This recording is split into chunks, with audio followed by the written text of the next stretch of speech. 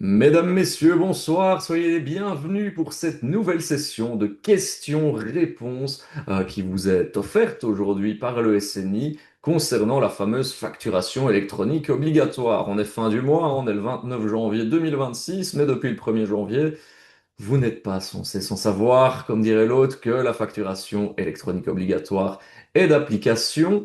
Nous avons eu justement un webinaire ce lundi un peu plus théorique pour vous enseigner les tenants et les aboutissants, remettre un peu l'église au milieu du village finalement, du pourquoi, du comment de cette facturation électronique obligatoire. Et aujourd'hui, nous sommes dans une séance de questions-réponses, tout simplement. Donc, si vous avez déjà un peu mis les mains dans le cambouis, comme j'aime le dire, à utiliser des logiciels de facturation et que vous avez des petites questions ou que vous ne comprenez pas si vous, pourquoi est-ce que vous seriez dans le cas de devoir utiliser ce logiciel de facturation électronique, on est là pour y répondre. Enfin, je dis on est là, je ne suis pas tout seul puisque Éric Bertrand est notre invité du soir. Bonsoir Eric, comment vas-tu? Bonsoir Adrien, merci, je vais très bien. Et toi, ça Alors va toujours bien? c'est ton exercice de jonglerie finalement Oui. ce webinaire parce que parfois on a des questions parce qu'on a plusieurs sessions, hein, comme je l'ai dit, c'est une nouvelle session. Vous aurez encore d'autres sessions, hein, d'ailleurs, cher public, à laquelle vous pourrez vous inscrire si d'ici là, d'ici à tout ce qu'on a dit ce soir, vous êtes confronté à des petits problèmes. Il y aura toujours de nouvelles sessions qui sont programmées jusque mars. Donc la porte sera ouverte, vous pourrez venir nous rejoindre. On dit bonsoir à Jean-Claude et à Christine. N'hésitez pas à nous faire un petit coucou dans le chat. Également, Sandra est présente pour vous aiguiller aussi en cas de petits soucis techniques ou alors des petits rappels détaillés pratiques. Mais si vous avez des questions, s'il vous plaît, mettez-les enfin, dans l'onglet QR. C'est plus simple pour nous de les trier. En fait, vous avez la possibilité de voter pour certaines questions aussi via cet onglet QR. Donc, on attend vos questions car aujourd'hui, on est là juste pour vous. Bonsoir à Véronique qui vient de nous rejoindre. Alors, en attendant les premières questions, Eric, on va peut-être recontextualiser un petit peu cette facturation électronique obligatoire parce que malgré qu'on est fin janvier et qu'il y a cette obligation depuis le début du mois, on nous pose encore souvent la question, tiens, est-ce que moi je suis concerné? Donc, est-ce qu'on va peut-être refaire la lumière sur qui est concerné, qui ne l'est pas? Voilà, donc en tout cas, sur les aspects légaux et sur l'obligation qui est d'application depuis le 1er janvier 2026, il s'agit donc de facturer entre assujettis à la TVA belge. Donc, si il s'agit de facturer vers un assujetti étranger, eh bien, ce n'est pas obligatoire. On peut le faire, bien entendu, mais ce n'est pas obligatoire. Mais par contre, si on est entre deux assujettis belges, c'est obligatoire. Si on est avec un assujetti belge vers un non-assujetti belge, ce n'est pas obligatoire. Et donc, si on est entre deux non-assujettis, donc deux ASBL qui ne seraient pas assujettis à la TVA, dans ce cas, ce n'est pas obligatoire non plus. Maintenant, dans la pratique, évidemment, on en a parlé déjà lundi, mais on en reparlera certainement aujourd'hui et ça reviendra dans les questions. Il est évident que même si on n'est pas dans un cas d'obligation, c'est quand même quelque chose de pratique, d'utile et de facile, et puis de sécurisé. Donc, c'est certainement intéressant pour son exploitation d'en profiter. Et puis, il va y avoir également, je veux dire, une pression socio-économique, puisque vous allez avoir autour de vous tous les interlocuteurs, comme voilà, c'est le cas notamment pour les assurances, pour qui ce n'est pas obligatoire, eh bien, où on les voit passer par PayPal systématiquement toutes pour transmettre leurs créances à leurs assurés. C'est ça. Alors, on avait eu par exemple le cas lundi, je me souviens, mais il y a certaines professions qui se disent, ben voilà, moi je travaille dans l'esthétique par exemple, je suis coiffeur, je suis esthéticienne, donc mes clients sont des particuliers, je n'ai pas besoin de leur facturer, mais il faut quand même savoir recevoir ces fameuses factures, parce qu'il y a des fournisseurs qui du coup, si vous êtes assujetti, votre fournisseur aussi, on est dans ce fameux cadre à ce moment-là. Absolument, hein. Donc, vous prenez le cas de Proximus, par exemple, ou d'un opérateur télécom qui doit vous envoyer ses factures.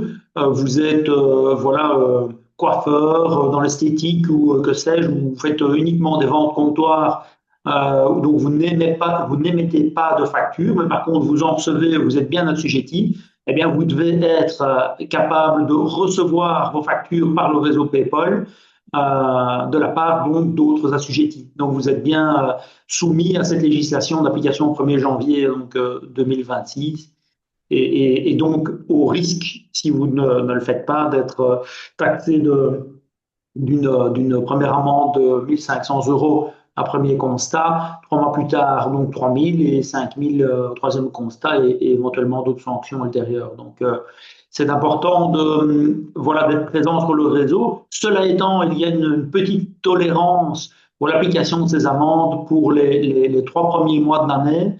Ça a été publié donc, sur le site de FPF Finance sur donc, l'e-facturation où ils indiquent que donc ces amendes ne seront pas systématiquement appliquées pour peu qu'on puisse démontrer qu'on ait entamé les démarches pour se mettre en ordre sur le réseau PayPal, donc à tout le moins de s'inscrire sur le réseau. Ok. Alors, il n'y a pas d'exemption, hein, j'imagine, parce qu'on a Aurélie qui nous dit, je suis franchisé, j'ai bien compris que c'est obligatoire en B2B, mais je ne vends que très rarement à des sociétés. Est-ce que je dois quand même être obligatoirement sur PayPal pour toute l'année ou est-ce qu'on peut le faire juste pour un mois? Non, il faut y être, hein, donc c'est une obligation permanente. Hein. Un interlocuteur, un fournisseur, dans ce cas, doit être capable de vous trouver sur le réseau à n'importe quel moment pour vous adresser une facture. Hein.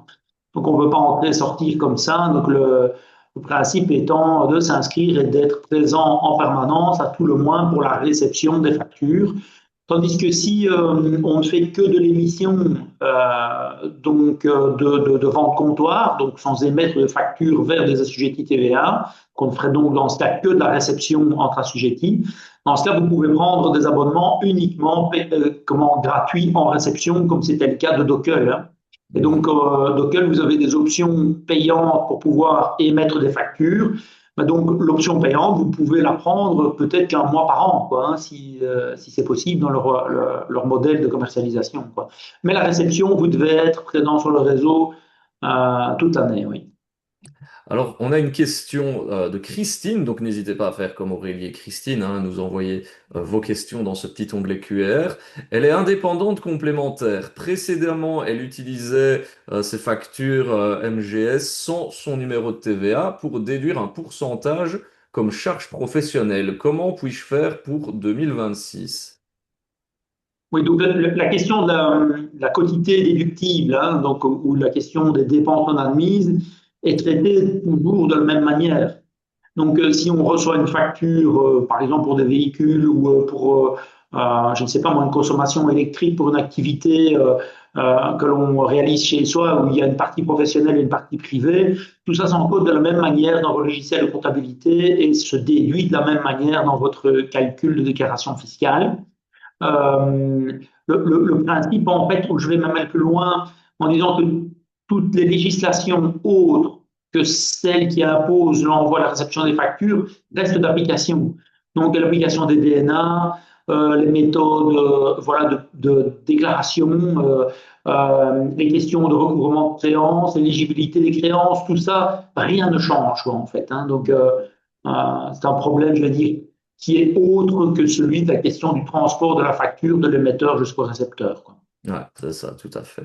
Donc voilà qui répond à la question de Christine, ou n'hésitez pas, hein, s'il y a un complément d'information à y rajouter, à poser cette question. C'est vrai qu'on entend souvent que cette facturation électronique, il y a beaucoup de gens, j'ai déjà entendu, qui disaient, ben oui, mais moi je fais mes factures sur Word, sur Excel, je les envoie par mail, c'est de la facturation électronique finalement.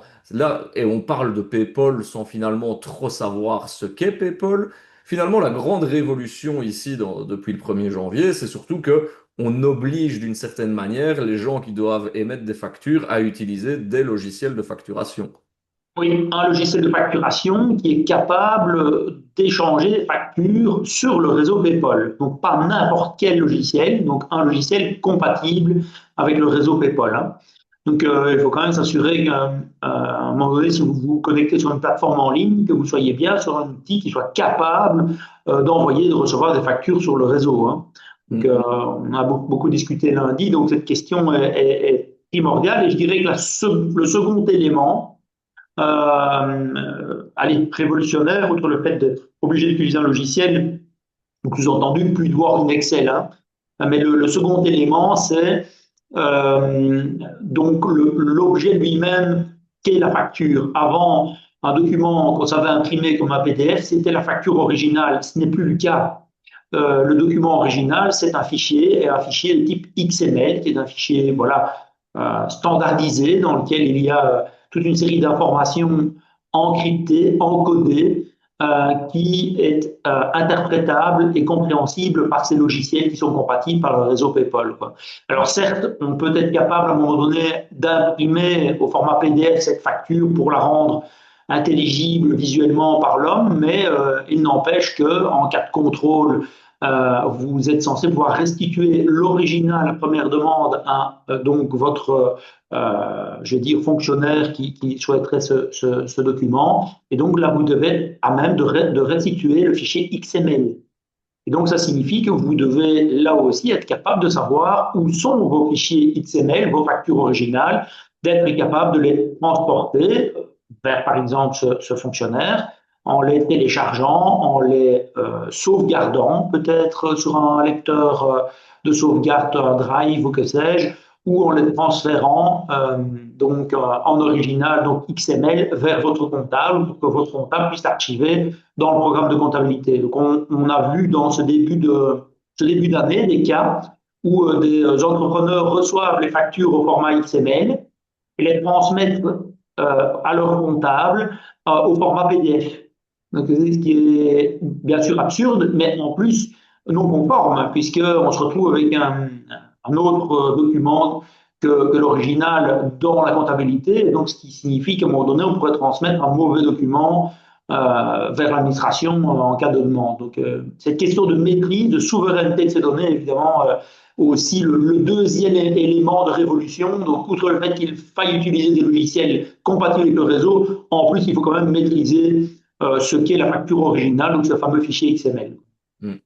Alors, ici, le réseau PayPal, tu l'as dit, c'est un réseau européen. En tout cas, la loi, le cadre s'applique à l'Europe.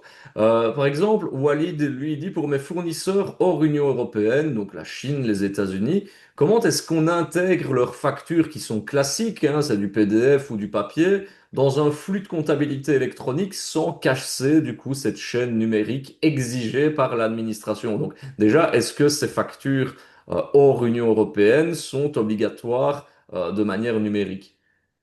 Alors, non, absolument pas. Donc, un original papier est toujours aussi éligible qu'un PDF ou qu'une facture échangée par PayPal, hein, parce que le réseau PayPal est mondial, hein.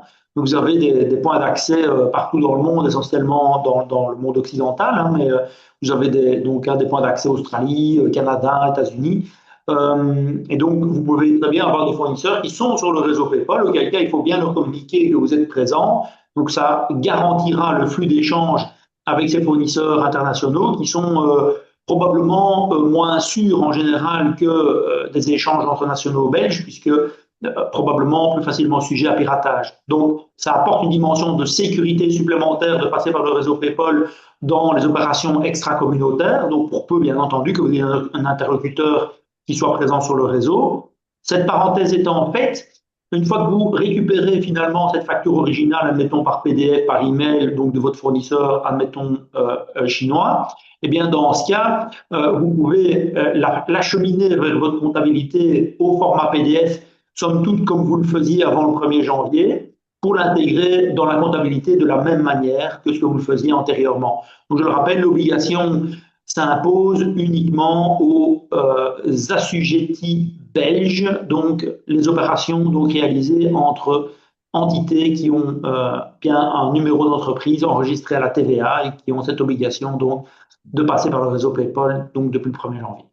Eh bien voilà qui répond à la question de Walid. Merci Eric. On a une question d'Aurélie. Elle dit concernant l'accès PayPal et l'application, je souhaite éviter de passer par mon comptable pour diverses raisons. Est-ce que c'est possible et que conseillez-vous?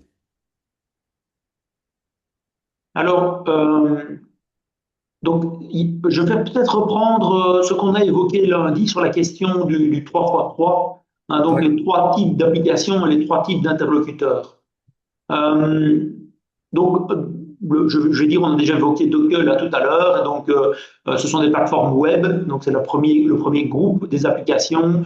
Hein, donc on a, voilà, par exemple Cegid, on a, je ne sais pas moi, j'ai quand même facturation. Enfin, on a toute une série d'applicatifs qui sont en ligne sur lesquels il suffit de vous connecter, de vous identifier et en deux clics, vous êtes sur le réseau PayPal. Vous avez un outil de facturation léger, simple, souvent, ce qui vous permet finalement d'être en ordre rapidement, mais pour tous les cas de métier plus évolués, c'est plus compliqué. Alors, le deuxième groupe d'applications, les applications qui sont liées au comptable, justement, donc c'est Winbooks, Bob, Horus, Octopus et d'autres, qui sont des outils de fiduciaires, de bureaux comptables, qui ont un logiciel en parallèle. Donc, dans le cas, par exemple, de Horus, on a Falco, qui est, on va dire, le petit frère de l'applicatif fiduciaire, qui est destiné donc aux clients de la fiduciaire. À nouveau, on est avec un outil de facturation léger, mais qui a l'avantage d'être intégré à la fiduciaire. Ça veut dire que tout ce que vous recevez dans ce logiciel eh bien, peut être synchronisé facilement avec le comptable. Au même titre que le comptable peut synchroniser de l'information qui est présente dans la partie fiduciaire pour l'intégrer vers la partie Falco, la partie client, donc pour échanger par exemple voilà, des bilans ou des situations ou que sais-je d'autre. Donc le flux bidirectionnel, c'est une question d'évolution numérique, d'évolution digitale qui est intéressante, hein, puisque on améliore finalement ses capacités d'échange avec son comptable. Et puis en plus, on peut éventuellement, grâce à des applications, faire éventuellement les paiements électroniques directement en un clic. On a le troisième groupe des applicatifs. Alors, on est plus dans les ERP, applicatifs de gestion, on parle d'Odoo notamment, mais il y a Mercator, il y a Microsoft, enfin, il y en a d'autres aussi qui font très bien le boulot.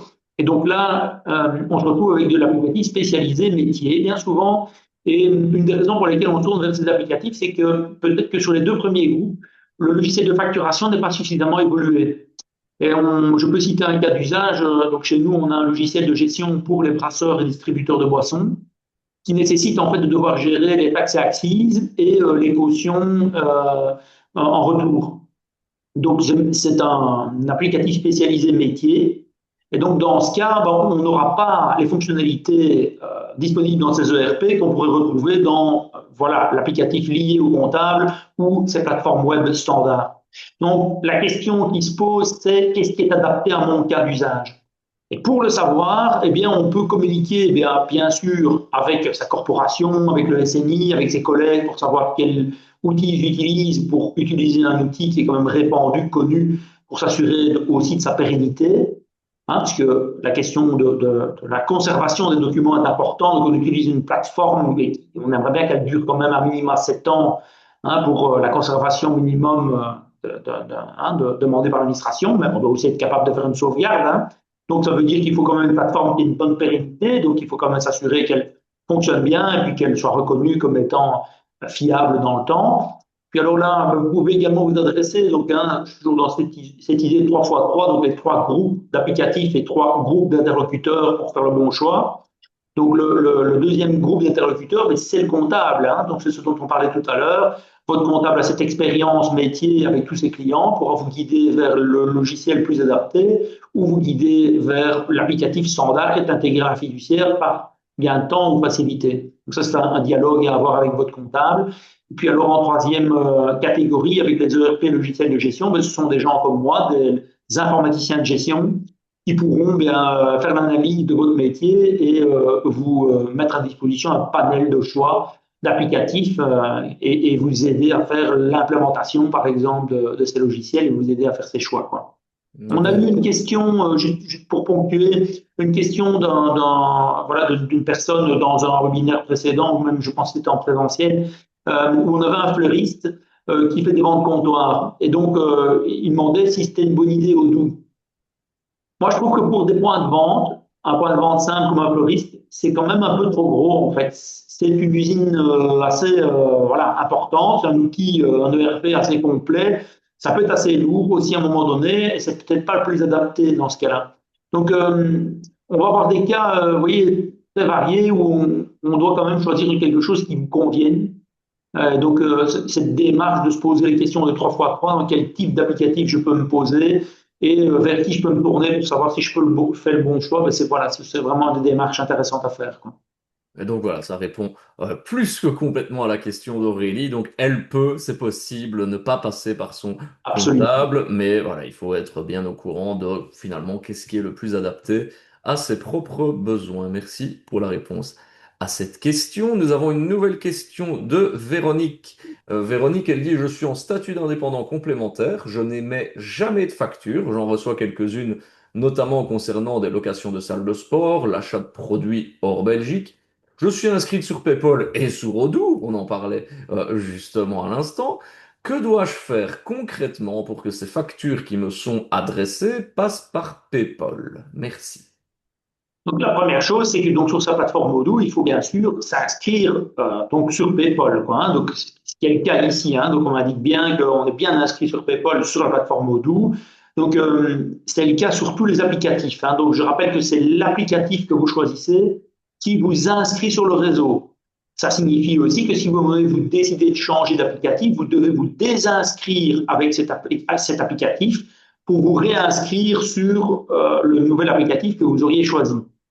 Donc, à partir du moment où vous êtes inscrit sur le réseau, vous êtes allez, réputé, connu sur le réseau. Donc, vos interlocuteurs, normalement, doivent pouvoir vous retrouver pour la question des assujettis belges pour laquelle cette obligation s'impose. Donc, en fait, grâce au numéro de TVA, on vous retrouve facilement sur le réseau. Votre identifiant PayPal est facilement retrouvable puisque en Belgique, pour les assujettis TVA, c'est 0208, c'est le préfixe belge pour les assujettis TVA, deux points, le numéro d'entreprise. Donc, grâce à ce numéro, vous allez être retrouvé facilement par vos interlocuteurs et automatiquement, ils sont censés vous transmettre les factures voilà, vers vous. Alors, on a en pratique des cas d'usage où ce n'est pas le cas. Donc, on ne vous trouve pas ou on ne vous a pas activé pour l'envoi des factures automatiquement. On a eu quelques retours ici les semaines qui se sont écoulées sur le fournisseur vous, VOO. Il y a eu quelques difficultés autour de ça. Et donc, en fait, il faut parfois se retourner vers son fournisseur pour lui indiquer votre identifiant PayPal. En l'occurrence, ici, donc 0208, deux fois votre numéro de TVA, en disant on est bien sur le réseau PayPal, n'hésitez pas à nous transmettre ces factures par ce biais. Hein, donc, ça, c'est voilà, une petite démarche peut-être à avoir de temps en temps. Je pense que la machine est encore en rodage. Donc, il faut distinguer en fait le taux d'adoption des entrepreneurs qui sont sur le réseau PayPal avec le pourcentage des factures qui passent par le réseau PayPal. En fait, toutes les factures qui devraient passer par PayPal aujourd'hui ne le font pas encore, ne sont pas encore transmises par ce billet, parce que dans les logiciels et dans les outils, tout n'est pas encore parfaitement activé pour tous les clients ou tous les fournisseurs. Donc, il y a encore probablement des réglages, et d'où l'intérêt de communiquer donc avec vos clients et fournisseurs pour bien leur indiquer que vous êtes sur le réseau PayPal au cas où vous ne recevriez pas les factures comme il se doit. Ouais. Eh bien, merci pour la réponse à cette question de Françoise. D'ailleurs, pour être tout à fait complet sur Odoo, pour faire un petit point, c'est vrai qu'on a vu souvent lors des précédents webinaires des gens qui nous disaient, ben, moi j'ai pris Odoo parce que c'est gratuit. Il faut peut-être, voilà, pas dire tordre le cou à cette idée reçue, mais ce n'est pas tout à fait le cas. Voilà, oui, parce qu'en en fait, il y a un abonnement de base et dans cet abonnement, l'envoi et la réception des factures sont inclus. Donc, on a le même modèle avec Falco et Horus, où c'est la même chose. En fait, dans l'abonnement de base sont inclus donc les échanges des factures sur le réseau PayPal. Alors donc, on va avoir le cas de Dockel où la réception est entièrement gratuite et il n'y a pas d'abonnement, il n'y a pas de montant fixe pour la réception, quoi. Par contre, pour l'envoi, là, ils ont un petit forfait de base. Et donc, le forfait de base, c'est 4 euros, je pense, par mois. Donc, voilà, mais la réception est totalement gratuite, réellement. Il n'y a même pas d'abonnement de base. Donc, ça, c'est gratuit. Dans le cadeau doux, le cadeau russe, ben voilà, vous avez un forfait pour l'usage de leur plateforme, mais qui inclut le service donc d'échange par le réseau PayPal. C'est ça. Et donc, on en revient finalement à ce que tu disais, c'est à savoir ces trois interlocuteurs, ces trois types de plateformes, ben, de connaître ses besoins et de choisir la plus adaptée à notre cas de figure. Comme tu l'as dit, un fleuriste qui utilise Odoo, c'est peut-être un peu volumineux pour ce type de registre de commerce.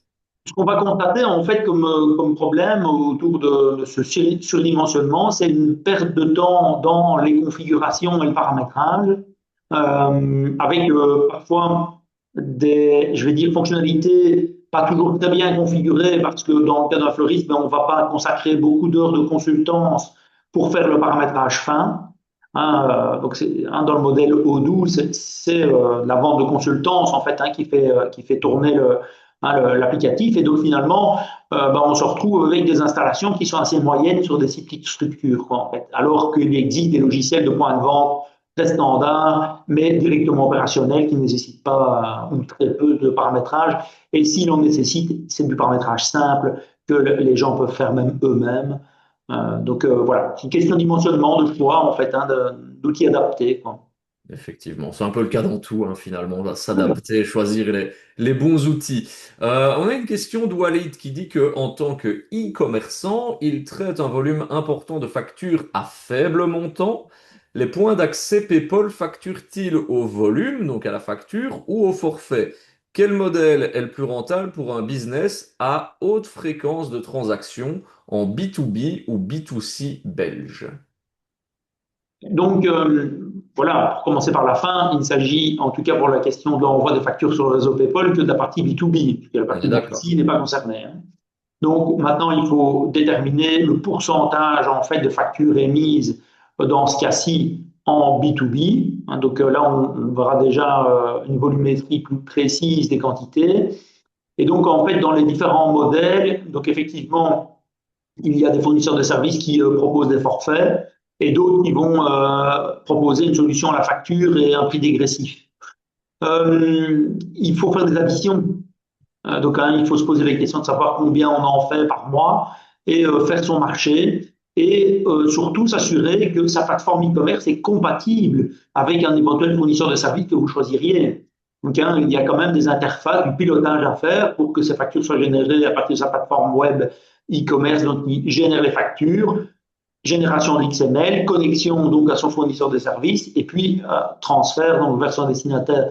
Donc là, il faut absolument faire une analyse fine de la volumétrie et donc volumétrie B2B et alors de faire le marché en fonction des possibilités que sa plateforme d'e-commerce offre. Hein. Donc il y a déjà un peu des solutions e-commerce propres qui ont été développées spécifiquement par des informaticiens, mais il y en a d'autres qui vont utiliser PrestaShop, WooCommerce, Shopify, et qui ont plus ou moins de connecteurs vers plus ou moins de fournisseurs de services, donc PayPal. Et donc, en fonction donc, de ces plateformes, on pourra choisir et déterminer laquelle est allez, la moins chère, je veux dire, hein. Ouais, c'est ça. C'est souvent le nerf de la guerre, hein, finalement, de trouver la plateforme moins chère. Ben voilà qui répond à la question de Walid. Il n'y a pas d'autres questions en suspens, donc n'hésitez pas à nous envoyer vos questions. On est bien évidemment là pour ça. Voudrais revenir, moi, Eric, on avait eu le cas lors d'un précédent webinaire d'une personne qui nous disait, ben oui, vous me parlez de ce fameux 0208 avec le numéro de TVA, mais moi, j'ai pas ce numéro-là. Et on n'arrive pas à me trouver sur le réseau PayPal. J'ai un numéro 9925, on n'arrive pas à me trouver sur le réseau. Comment est-ce que je peux faire? Donc, est-ce qu'on montrerait peut-être pas à notre public déjà qu'il y a un outil qui permet de Oui, voir quel numéro PayPal on a et de trouver ses interlocuteurs aussi? absolument. On va faire ça tout de suite. Voilà, donc ici, je me suis connecté donc, à un PayPal Check. Donc, allez, moi personnellement, j'en utilise essentiellement trois, hein. Donc, il y a pardon, PayPal Directory, ensuite PayPal Check et Elger également, qui lui est vraiment voilà, plus spécialisé, c'est plus pour les pros, quoi, je veux dire, hein. Ok. Donc, dans ici, excusez-moi, j'ai basculé la fenêtre d'écran, voilà.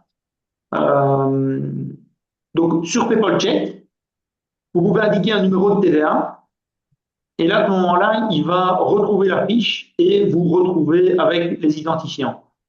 Alors, vous avez un autre outil hein, qui s'appelle PayPal Directory.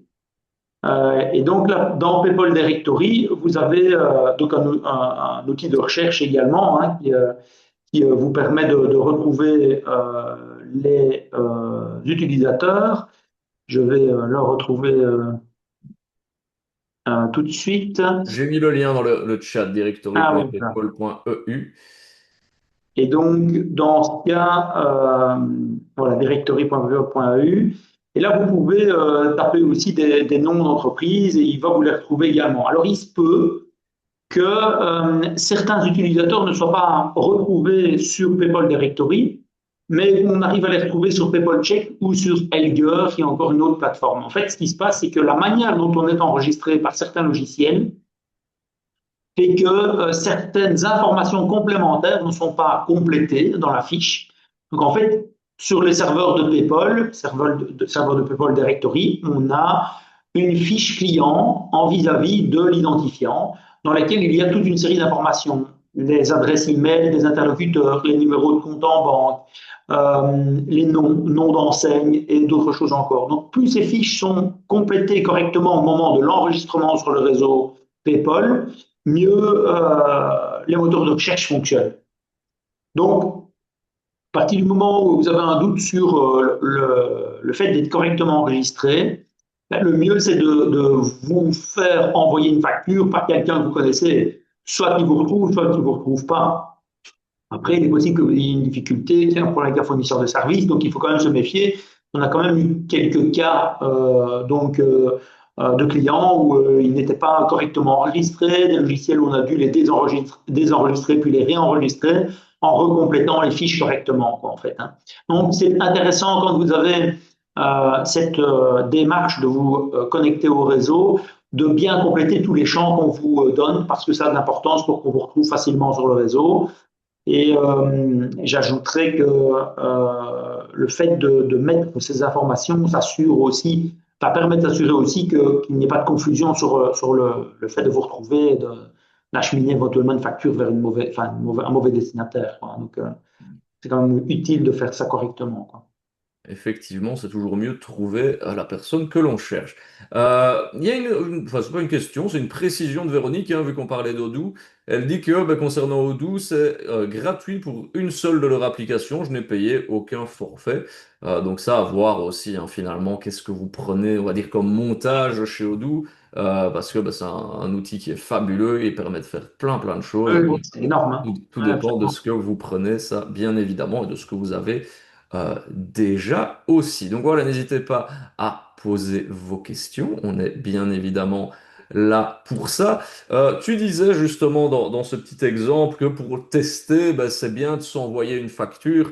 Est-ce que ça me permettrait pas de faire la transition vers justement l'autofacturation? Parce qu'on a quand même pas mal d'indépendants qui doivent pratiquer l'autofacturation. Comment est-ce que ça peut se passer avec la facturation électronique?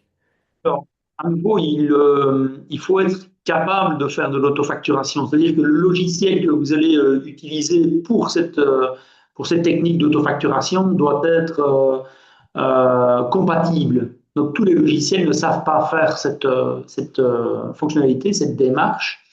Donc, ce qu'on a comme cas, hein, typiquement, ce sont par exemple des librairies qui travaillent avec la poste et qui reçoivent en fait des commissions pour les colis qu'ils stockent temporairement pour la poste restante. Donc, hein, ce sont des colis qu'on fait livrer donc, chez son libraire et puis qu'on va enlever.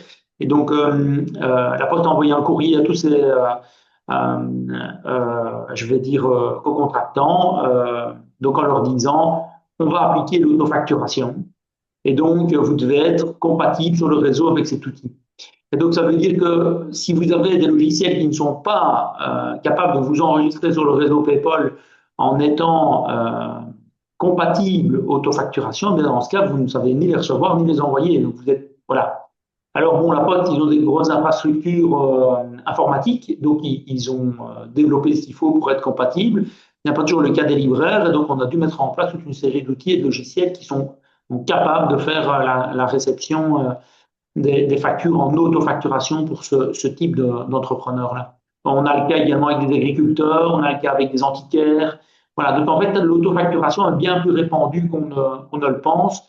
Ce qui se passe, c'est qu'il s'agit de recettes, en fait, finalement, que les comptables avaient l'habitude d'encoder dans les logiciels de comptabilité comme facture de fin d'année pour la clôture du bilan, avec une écriture globale, quoi, en fait. Et donc, ça, c'est plus possible, évidemment, hein. Donc, le législateur voilà, veut qu'il y ait une transaction et systématiquement, mois après mois, est déclarée mensuellement, trimestriellement à la TVA, quoi. Ouais, donc voilà, ce sont des cas, comme on l'a dit, assez particuliers. Et donc, il faut être sûr que vous ayez le logiciel adéquat aussi. Donc, justement, Bon. bien faire attention à son choix de logiciel. On a une nouvelle question de Walid qui dit que en tant qu'e-commerçant ayant un mix de clients professionnels B2B, si un client professionnel effectue un retour, le flux PayPal permet-il de lier automatiquement la note de crédit à la facture d'achat initiale pour simplifier sa comptabilité? Donc en fait, c'est des documents séparés, hein. Donc ça fait l'objet d'un échange, donc d'un flux d'échange séparé. Donc l'identifiant du document est différent, la transaction a été différente, elle a un timing différent et elle finira dans un journal différent, quoi, en fait, hein, donc un journal comptable différent. Donc la question du nettoyage du compte, de l'appurement, hein, donc terme exact comptable, en fait, c'est peut-être a posteriori, après la réception d'un note de crédit, et c'est là où, dans son logiciel, on doit être capable de faire le lien entre les deux. Et c'est là où des outils comme la communication structurée peuvent être utiles ou des communications libres, mais allez, bien correctement identifiées sont vraiment utiles, comme des numéros de documents, par exemple, pour pouvoir faire le lien entre les deux. Mais oui, tout à fait, cette question d'automatisation en fait des appurements est mieux gérée avec PayPal puisque les contenus et les références des tiers peuvent être bien intégrés. Donc votre référence, notre référence, je vais dire, peuvent être bien intégrées, bien encodées donc dans ce fichier XML, ce qui facilite en fait le travail des logiciels pour faire l'appurement, le nettoyage, donc la réconciliation de ces factures. Mais ça doit être configuré, et c'est quelque chose qui nécessite un peu de travail et d'analyse, quoi. C'est ça. Effectivement, tu parles justement d'automatisation. Alors, c'est sûr que au début, c'est compliqué et c'est un peu embêtant de devoir changer ses habitudes, hein. Si vous travaillez avant ça, vous faisiez vos factures sur Word, sur Excel, que aujourd'hui vous êtes obligé de prendre un logiciel de facturation. Mais comme on l'avait expliqué aussi lundi, c'est que notamment avec l'intelligence artificielle, ça peut vous permettre de justement avoir plein d'applicatifs qui vont vous simplifier la vie. Alors au début, il faut mettre les mains dans le cambouis, il faut tester, voir si ça fonctionne, mais il y a moyen de gagner énormément de temps, Eric. Oui, hein, c'est clair qu'il y a des, allez, passez-moi l'expression, il y a des coups à jouer pour exploiter finalement la facture électronique structurée avec la puissance de l'intelligence artificielle, quoi. Donc là, j'avais abordé lundi la nécessité d'avoir une brique supplémentaire, donc une interface, une couche logicielle supplémentaire pour relier donc les programmes de comptabilité, les programmes de gestion, ERP, programme de facturation compagnie, avec donc les intelligences artificielles. Vous ne pouvez pas connecter ChatGPT en direct sur un programme de compta, ça ne marche pas. ChatGPT ne comprend pas.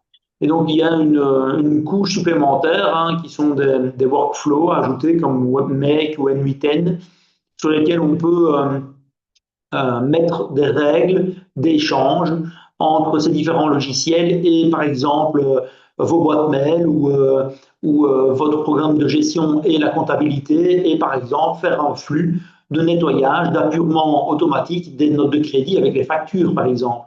Mais ça peut être demander à l'intelligence artificielle de nous faire la moyenne de ces prix d'achat de tel ou tel article sur les 6 derniers mois chez tel fournisseur.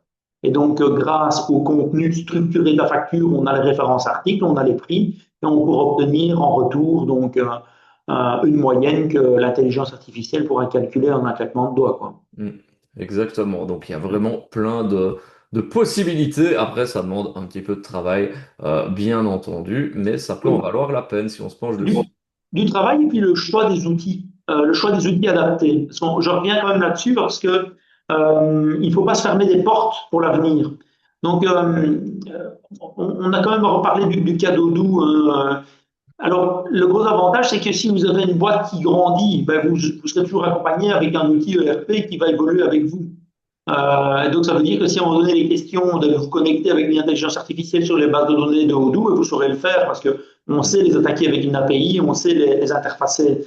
Ce ne sera pas le cas avec Docker, par exemple, quoi, hein. Donc, voilà. Donc ça aussi, Effectivement. disons que avoir à l'esprit les perspectives d'avenir que vous vous réservez dans le choix de l'outil est aussi pertinent. Effectivement. Alors, on a une question d'Aurélie qui dit comment est-ce qu'on peut entendre que PayPal n'est pas obligatoire, franchisé ou non? On reçoit tous des factures en principe, que ce soit de secrétariat social, assurance. Merci pour votre aide. Donc, est-ce qu'on peut peut-être reclarifier cela? Donc en fait, ce n'est pas obligatoire pour les non-assujettis, mais les assujettis à la TVA, c'est obligatoire. Donc dès que vous avez un numéro d'entreprise enregistré à la TVA, c'est obligatoire, hein, par minima en réception. Si vous n'émettez jamais de facture vers des professionnels donc assujettis à la TVA, eh bien dans ce cas, vous devez, si vous êtes assujetti à la TVA, quand même être capable de réceptionner. Donc c'est obligatoire, quoi, hein. Hmm. Maintenant, si vous êtes une ASBL non assujettie, ce n'est pas obligatoire. Et donc, en fait, vous avez les cas de secrétaires sociaux qui ne sont pas assujettis TVA ou des assurances qui ne sont pas assujetties à la TVA. Pour elles, ce n'est pas obligatoire. Seulement, elles le font quand même parce qu'elles ont toutes bien compris que c'est bien plus efficace, bien plus sûr et bien plus rapide. Donc, oui, c'est obligatoire, hein, pour les assujettis TVA, quoi. Et pour Ouais. les autres, il va y avoir une pression socio-économique telle que les indépendants qui ne sont pas assujettis, les ASBL pas assujettis et compagnie, voilà, majoritairement, pour la grande majorité des cas, elles vont y passer quand même, quoi. C'est ce que j'allais dire, tu me coupes l'herbe sous le pied, c'est que ben, finalement, même si on n'est pas obligé, comme on l'avait dit lors de précédents webinaires, c'est peut-être mieux de prendre le train en marche, de profiter justement qu'il y a ce genre de webinaires et de séances de questions-réponses, de sensibilisation, pour essayer de s'y atteler, parce que à terme, ben, si vous devez y passer, ben, vous aurez déjà fait une grosse partie du travail. Oui, puis il y a la perspective des évolutions, hein. Donc en fait, on sait aujourd'hui que la facturation électronique, ce n'est que le début, hein. Donc en fait, PayPal existe donc depuis 2012 et l'origine, c'était l'échange en fait de bons de commande pour de l'approvisionnement entre administrations donc de la Commission européenne. Et donc en fait, ils ont élargi le concept en allant donc jusqu'au bon de livraison et paiement et facture. Et donc, il y a toute une série d'autres types de documents qui sont possibles d'échanger à travers le réseau PayPal. Et de là je vais dire, franchir un pas qui permettrait de dire qu'on pourrait s'échanger ses offres, ses bons de commande, ses bons de livraison avec ses clients et ses fournisseurs en passant tout par le réseau PayPal, ben voilà, il n'y a qu'un pas en fait, hein, donc on y sera rapidement. Alors si en plus, grâce à ça, on a un format structuré, uniforme sur lequel on sait faire travailler les intelligences artificielles, ben, ça devient des outils extraordinaires de performance et d'efficacité, quoi. Mm. Donc, si on n'est pas obligé de le faire, mais qu'on a un certain flux et qu'on a des perspectives d'évolution, ben, c'est peut-être pas mal de le faire dès maintenant, même si c'est pas absolument obligatoire dans un cas comme des non-assujettis. Mais moi, je pense que, voilà, pour être aller compatible avec tous les autres assujettis et pour prendre le train en marche avec les évolutions à venir, je pense qu'il faut le faire, quoi. Ouais. Et d'ailleurs, bah, c'est intéressant que tu dis qu'on va peut-être tous y passer à ce niveau-là, parce que ben, on entend aussi hein, parfois des gens qui disent ils rejettent un peu la faute de cette facturation électronique sur les nouveaux gouvernements qu'on a, que ce soit fédéral, régional. Il faut bien se dire que c'est un projet européen, que la Belgique fait figure de bon élève quand même, parce qu'on est dans les premiers pays, si je ne me trompe, à rendre cela obligatoire, mais nos voisins français, par exemple, ce sera pour l'année prochaine, etc. Oui, tout à fait, hein. Donc, on est les premiers, hein. Donc, c'est pas dans les premiers, on est les premiers, hein. C'est obligatoire, donc, hein, ici au 1er janvier 2026. Et donc, tous les pays de la CE, donc les 27, seront dedans au 31 du 12 2029 au plus tard. Donc, voilà, c'est mieux de commencer nous, parce que je peux vous dire ici que les quelques échanges que j'ai eus cette semaine-ci avec nos clients français, et on a quelques groupes d'une certaine taille, hein, comme clients, et dont certaines avec des services informatiques, donc plutôt des gens avertis, ne prennent pas la dimension de cette évolution, voire révolution, au même titre que, en tout cas pour ma part et pour la part pour mes collègues également dans le secteur, on a quand même seulement pris l'énormité de l'évolution, enfin la mesure de l'énormité de l'évolution seulement qu'à partir du mois de juillet, hein, quand le 8 juillet, l'arrêté royal de mise en application est vraiment sorti et qu'il n'a pas été question du moindre report, quoi. Et là, on a dû mettre les bouchées doubles pour préparer les softs, et pour nous-mêmes nous former convenablement et puis transmettre l'information à tout le monde. Et on fait encore des évolutions aujourd'hui de nos softs, on a encore des améliorations. On a encore fait une correction chez nous dans nos logiciels aujourd'hui pour un cas d'usage tout à fait particulier avec des entrepreneurs luxembourgeois qui ont des numéros de TVA belges en fait, et il y avait un cas particulier qu'on ne traitait pas. Il ne faut pas oublier que donc un assujetti européen de quelques pays qu'il soit peut se voir attribuer un numéro de TVA d'un autre pays de la CE. S'il fait un certain chiffre d'affaires à l'export dans ce pays, eh bien, l'administration TVA du pays de destination peut imposer un numéro de TVA tiers à cette entreprise belge, par exemple. Et donc, dans notre clientèle, on a des entrepreneurs qui ont jusqu'à 5-6 numéros de TVA d'autres pays européens, quoi. Ouais, bah c'est clair, hein, comme tu l'as dit, et je pense que cette fameuse période de tolérance est un peu là pour si, pour oula, compliqué à dire. Elle est là pour cela aussi, j'y serais arrivé, mais parce que comme tu l'as dit, il y a tellement de cas spéciaux, particuliers, enfin finalement chaque comptabilité a ses spécificités, donc il faut le temps de pouvoir s'adapter aussi. Walid nous dit merci pour toutes ces questions. D'ailleurs, je vois que tu nous as affiché à l'écran justement une petite FAQ dans les slides que tu nous proposes gentiment et que Sandra vous enverra, cher public, sans plus tarder d'ici demain, si je ne dis pas de bêtises. Ben, vous pourrez retrouver justement toutes ces slides. Il y en a beaucoup hein, lors de la partie théorique de lundi. Je crois qu'on en a abordé une trentaine sur les 70. Donc il y a de la matière. Tu les as bien nourris, Eric. Ben, ici, je passe en revue en fait la question de la déductibilité des investissements que vous auriez à faire pour vous rendre compatible avec la facturation électronique PayPal. Donc, en fait, tous les investissements que vous faites pour cela peuvent être déduits à concurrence de 120%. Donc, il y a quand D'accord. même une contrepartie de l'État ou de l'administration qui vous permet de déduire donc à 120% ces investissements. Donc, voilà, toujours bon à prendre. C'est ça, c'est déjà ça. D'ailleurs, bah, on arrive tout doucement vers la fin de ce webinaire. J'ouvre déjà la petite enquête de satisfaction pour que vous ayez le temps. On est encore là jusqu'à 20 heures, hein, pas de panique, mais que vous ayez le temps d'y répondre parce que bah, ce type d'enquête nous permet bah, de pouvoir organiser toutes ces sessions et donc c'est assez important pour nous que vous puissiez y répondre. C'est tout à fait anonyme, ne vous inquiétez pas. Et d'ailleurs, je vous mets aussi également dans le chat le lien vers la page du site internet du SNI qui regroupe justement toutes les informations sur la facturation électronique. Il y a plein de documents, mais il y a aussi les dates de toutes les autres sessions de questions-réponses, parce qu'il y en aura d'autres également. Donc ça, n'hésitez vraiment pas si aujourd'hui on a répondu à certaines questions, que vous remettez un peu les mains dans le cambouis et puis que vous dites, ah zut, j'ai une nouvelle question. Ben voilà, il y aura encore des dates jusqu'au 2 mars, assez étalées. Donc n'hésitez pas, Sandra vous a mis le lien aussi et elle le confirme qu'elle vous enverra demain dans la matinée les slides ainsi que le replay de ce webinaire, de cette session consacrée aux questions et réponses. Donc voilà, vous êtes bien servi, donc n'hésitez pas si vous avez encore des questions, on est bien évidemment là pour cela. Et ici, ben donc justement, tu nous montres un petit peu la répartition vis-à-vis des pays et donc ben, la Belgique, très bon élève. Oui, mais oui, en fait, bon, c'est dû à un élément simple, c'est qu'en fait, OpenPayPal, donc, qui est l'ASBL, donc, qui est contrôlé par 17 États membres de la CE, donc, dont l'administration est tenue par des fonctionnaires, donc, eh bien, est basé ici à Bruxelles.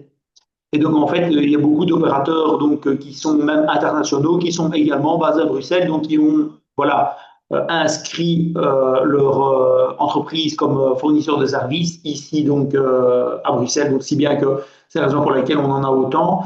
Cela étant, vous voyez, ce qui est intéressant, c'est qu'au 16 mars 2025, on avait 1 400 000 voilà, enregistrés et 250 000 Belges.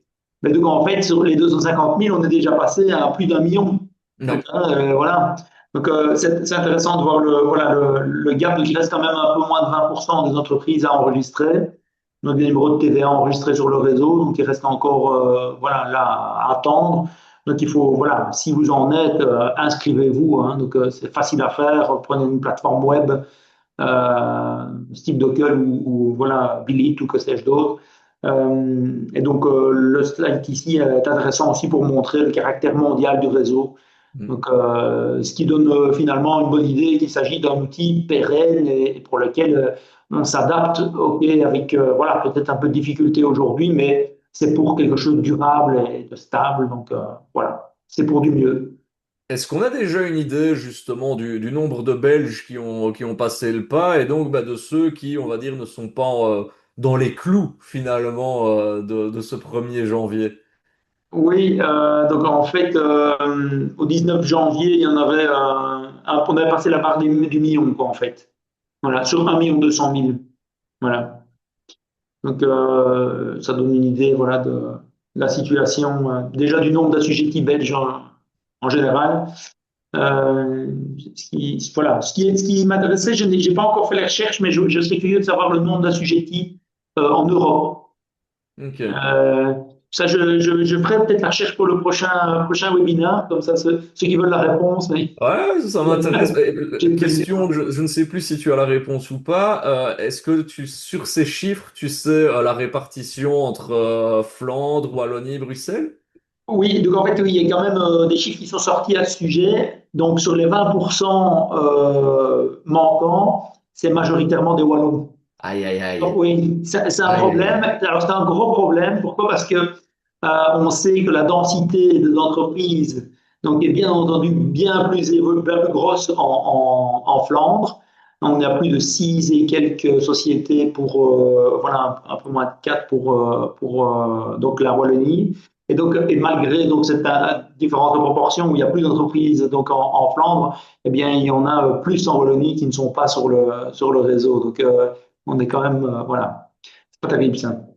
Donc, On compte sur vous, chers ouais. participants du webinaire, que si ce n'est pas le cas, de vous inscrire, de faire les démarches pour, en tout cas, d'essayer de remonter ce chiffre. Et si vous l'êtes, que vous connaissez bah, des confrères ou des consoeurs indépendants, indépendantes qui ne sont pas inscrits, ben voilà, faites passer le mot, comme ça on relèvera le niveau de la Wallonie dans ces chiffres. Oui, s'il vous plaît. Et C'est- alors, oui, alors ce qu'il y a aussi qui est intéressant, c'est, comme enfin, j'en ai parlé déjà tout à l'heure, c'est qu'il y a une différence entre être inscrit et utiliser le réseau. Donc, on peut s'inscrire sur le réseau, mais ne pas envoyer ses factures par le réseau. Donc, ça, on a quand même voilà, des problèmes d'adoption de ce côté-là. Donc, et là, ça fait partie du challenge ici du premier semestre, où il faut quand même s'habituer à bien activer donc, ces fiches clients, hein, parce que c'est souvent dans la fiche client qu'il faut aller cocher une case ou avoir un petit sélecteur, un petit combo sélecteur qui vous dit tiens, oui, c'est bien par PayPal ce client-là. Donc là, faut bien configurer vos fiches clients pour s'assurer qu'elles partent bien, que les factures partent bien par le réseau PayPal, quoi. On avait eu une question, je me souviens, de personnes qui nous disaient, ben voilà, si je m'inscris aujourd'hui, est-ce que je vais peut-être déjà retrouver certaines factures? Enfin, certaines personnes nous disaient même qu'elles avaient déjà retrouvé des factures médicales ou enfin des choses un peu plus personnelles, qu'elles étaient assez étonnées de cela. Mais donc, si on s'inscrit aujourd'hui, comment est-ce que finalement, je vais prendre la question dans un sens plus large et plus global, je m'inscris ce soir le 29 janvier, mais fatalement, je suis en dehors des clous réglementaires parce qu'on aurait pu déjà m'adresser des factures depuis ce 1er janvier. Est-ce que je vais en retrouver? Est-ce que je dois les réintégrer? Comment est-ce que ça peut se passer?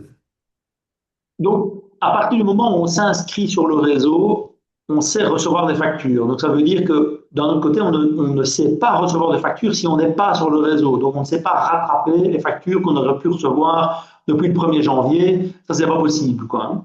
Donc, par contre, le cas particulier auquel tu faisais allusion, c'est sur le cas de Dockel, qui sert également à la collecte d'autres types de documents, hein, qui est avant tout une plateforme d'hébergement documentaire, qui permet en fait de recevoir par exemple des documents de votre banque ou oui, peut-être parfois des documents médicaux mutuels, ce genre de choses-là. Et donc en fait, cet outil va recevoir et collecter ces informations comme avant, mais également collecter des factures. Et donc, Hmm. quand on se connecte sur cette plateforme, en fait, sur Dockel, par contre, on ne se rend pas compte qu'on est déjà inscrit depuis un moment, qu'on a déjà reçu des documents d'autres natures que les documents PayPal et qu'on a une facture PayPal qui arrive dessus et on se demande comment c'est possible, comment en fait voilà, c'est une question d'échange entre partenaires mutuels, banques, vers cette plateforme Docker qui est un cas particulier. Mais donc, dans tous les autres cas de figure, tous les programmes et logiciels de gestion vont permettre d'échanger des factures à partir du moment où vous vous inscrivez et vous ne pourrez pas rattraper le temps perdu. Voilà, il faudra collecter des informations par un autre moyen et ce sera cet autre moyen qui vous feront rentrer des factures, par exemple au format PDF, alors qu'elles auraient dû être au format PayPal. Et donc, ce sera ces PDF qui seront les originaux et ça représente une infraction, quoi. Ouais, tout à fait. On a une dernière question de Walid qui dit, avez-vous des logiciels de comptabilité fiables en partenariat avec PayPal à part Odoo? Alors, je vais déjà te donner quelques éléments de réponse avant cela, parce que j'anticipe déjà ta réponse et on l'a dit, hein, il faut choisir un logiciel qui est fatalement en accord avec ses besoins. Walid, on a eu quelques questions, donc il nous disait qu'il était e-commerçant, qu'il émettait énormément de factures à faible montant, que ce soit beaucoup de B2B, mais aussi du B2C. Donc voilà, ça peut déjà éclairer un peu ta lanterne pour le choix du logiciel. Oui, et donc, bon, heureusement qu'il y a d'autres solutions fiables que Odoo, parce qu'il n'y a pas que Odoo. Voilà, déjà, pour commencer. Donc, on parle de comptabilité ici, hein. Donc, un programme de comptabilité, avant tout, c'est Bob Winbooks Horus, qui représente plus de 60% des parts du marché, si pas davantage, aujourd'hui, hein, utilisé par les fiduciaires. Donc déjà, ces logiciels sont fiables pour, par exemple, la récupération des factures qui seraient issues d'un e-commerce pour les intégrer donc dans une comptabilité. Alors, l'idéal, c'est d'avoir un outil avec une intégration forte. Alors, qu'est-ce qu'une intégration forte? C'est un programme de comptabilité qui permet de communiquer avec d'autres logiciels par des interfaces modernes. Et donc, une interface moderne, c'est une API. Hein, donc, vous avez peut-être déjà entendu ce gros mot informatique, hein, qui a comme intérêt de permettre l'échange d'informations à distance. Donc, par exemple, un site web qui émet ses factures, qui se connecte sur un Horus Software, par exemple, qui serait une bonne solution dans ce cas-ci, pour recevoir par cette API les factures et les voir injectées dans la comptabilité en automatique, quoi. Donc ça, c'est, voilà, par exemple, dans un cas d'usage comme celui-ci, Horus, c'est pas mal, quoi. Ouais, très clairement, voilà, ça fait le taf comme on dit. Mais il y Voilà. en a énormément, hein. D'ailleurs, si vous Oui, allez sur le site, on vous a mis tout à l'heure nsz.be facturation électronique obligatoire, donc qui est le site du SNI. Vous pouvez retrouver un onglet documentation avec la liste de tous les logiciels répertoriés et agréés. Il y en a énormément, hein, Eric. oui, absolument, hein. Donc voilà, moi je cite des noms, mais c'est pour l'exemple, hein, voilà, pour la forme aussi, mais c'est clair qu'il n'y a pas de mauvaise solution en réalité, hein. Il y a surtout une question d'avoir un outil adapté à ses besoins et à son cas d'usage. Voilà, il faut quand même s'assurer de la bonne pérennité de l'outil, hein, parce que c'est important, hein.